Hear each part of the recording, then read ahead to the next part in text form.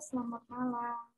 Perkenalkan, saya Dr. Maharani kembali lagi di edisi materi penyakit. Sekarang kita lanjut ke materi tonsilitis.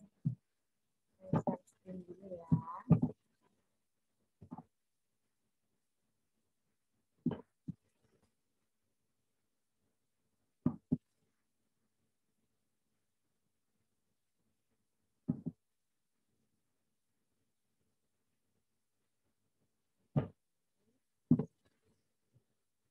Adapun outline yang akan kita bahas hari ini itu pertama ada definisi, kemudian ada epidemiologi, etiologi, patofisiologi, manifestasi klinis, dan penata rasa. Nah, untuk definisi sendiri, tonsilitis itu merupakan peradangan tonsil palatina yang merupakan bagian dari cincin Waldeyer. Tonsilitis ini ada dua, ada akut dan kronik. Dan yang akut itu merupakan peradangan tonsil yang disebabkan oleh infeksi bakteri atau virus yang terjadi dalam waktu kurang dari 3 minggu. Sedangkan tonsilitis kronis itu terjadi pembesaran tonsil disertai dengan serangan infeksi berulang. Untuk epidemiologi itu sendiri, biasanya kasus pada balita sering disebabkan oleh virus. Dan anak-anak usia 5-15 tahun, tonsilitis terjadi biasanya disebabkan oleh bakteri. Nah, dan tonsilitis ini jarang pada usia di bawah 2 tahun dan usia di atas 40 tahun. Di Indonesia sendiri, prevalensi tonsilitis kronis 3,8% tertinggi setelah nasofaringitis akut, yaitu 4,6%. Untuk etiologinya, untuk bakteri, penyebab yang paling sering itu adalah Streptococcus beta hemolyticus grup A. Untuk virus, itu Epstein-Barr virus yang terjadi pada 50% anak. Penyebaran infeksi melalui airborne droplet, tangan, dan ciuman. Jadi bisa aja, misalnya tangan kita kotor, ada bakteri, terus kita makan, jadi itu bisa penularan. Baik ini baik secara makanan maupun untuk patofisiologi, misalnya antigen yaitu bakteri atau virus ini baik melalui inhalasi ataupun injection, dia masuk sampai ke tonsil, di sana terjadi perlawanan tubuh, maksudnya sistem imun tubuh kita melakukan perlawanan, semua datang, menyebabkan peradangan di membran mukosanya tonsil tersebut, dan di sana akan terjadi fokus infeksi. Nah, akan muncul proses radang. Setelah proses radang timbul, epitel mukosa dan jaringan limfoid akan terkikis, membentuk jaringan parut, lama-lama mengkerut dan membentuklah kripte. Kripte itu akan diisi oleh dendritus, yaitu bintik-bintik putih. Ada bercak-bercak putih. Kemudian proses berjalan terus hingga menembus ke kapsul tonsil dan terjadi perlengketan dengan jaringan sekitar fossa tonsillaris. Untuk manifestasi klinis, yang pertama itu ada tonsilitis skleral, biasanya itu menyertai komunikul, ada nyeri tenggorok, nyeri menelan, kemudian ada badan lemas, suhu tinggi, dan napasnya juga berbau. Jadi mirip-mirip seperti komunikul.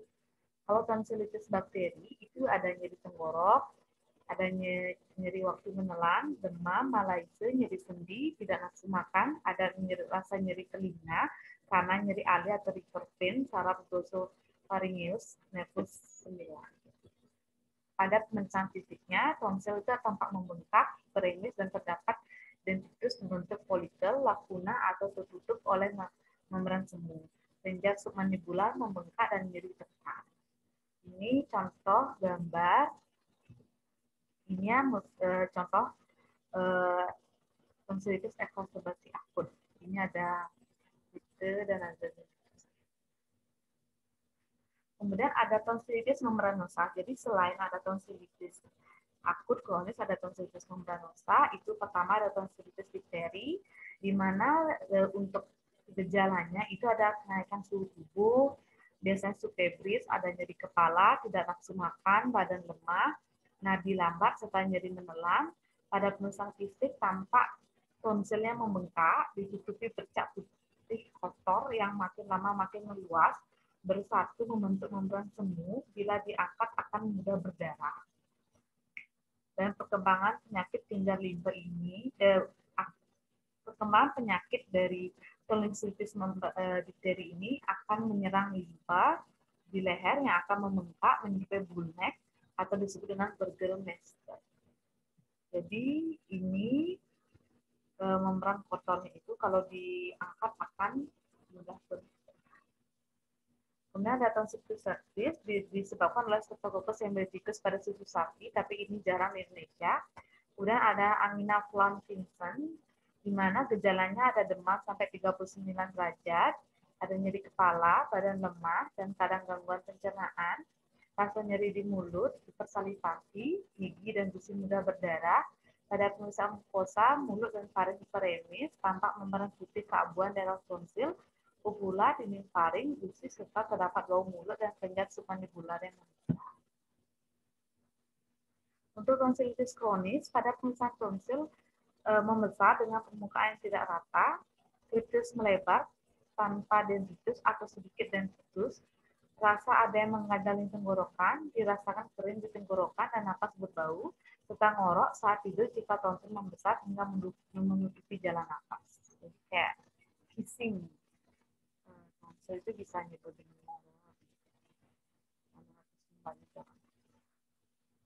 untuk penata laksanaan, ini materi terakhir. Tonsillitis akut yang viral itu biasanya kita tirah baring, analgetik, jadi terapi suportif, pemberian cairan adekuat, ringan.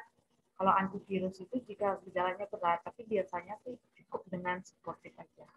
Kalau tonsillitis bakteri, kita memberikan antibiotik spektrum luas seperti penisilin, erythromycin. Penisilin bisa amoxicillin, yang termasuk golongan penisilin. Antipiretik dan obat kumur yang mengandung disinfektan. Kemudian untuk tonsillitis membranosa, tonsillitis difteri, kita berikan antibiotik serum yang diberikan segera tanpa menunggu hasil kultur dengan dosis 20.000 sampai 100.000 unit tergantung dari umur dan beratnya penyakit. Antibiotik yang diberikan penisilin atau erythromycin 25 sampai 50 mg per kilogram berat badan dibagi dalam 3 dosis selama 14 hari. Kemudian diberikan juga corticosteroid 1,2 mg per kilogram berat badan per hari.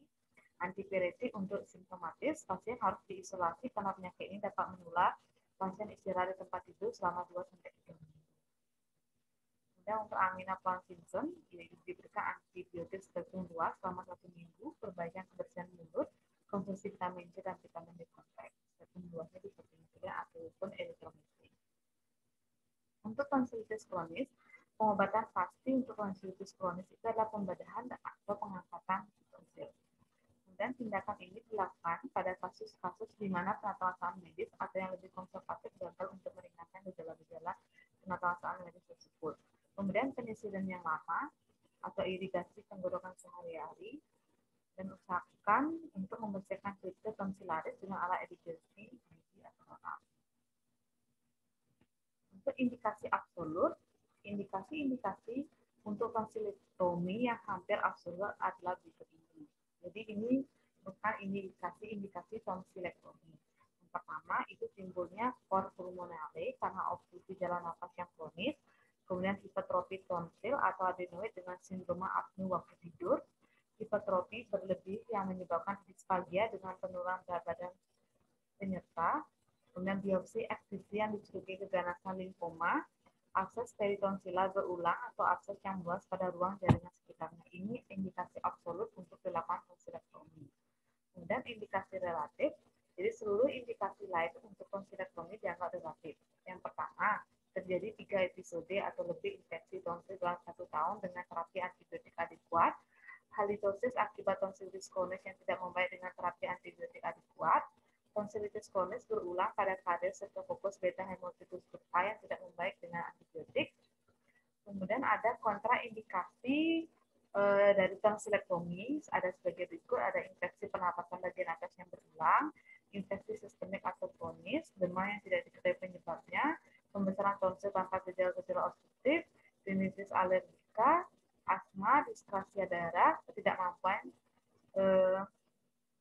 atau kegagalan bertumbuh, tonus otot yang lemah dan sinusitis. Itu aja, sekian. Semoga bermanfaat. Jika ada masukan, silakan komen. Jangan lupa untuk to subscribe.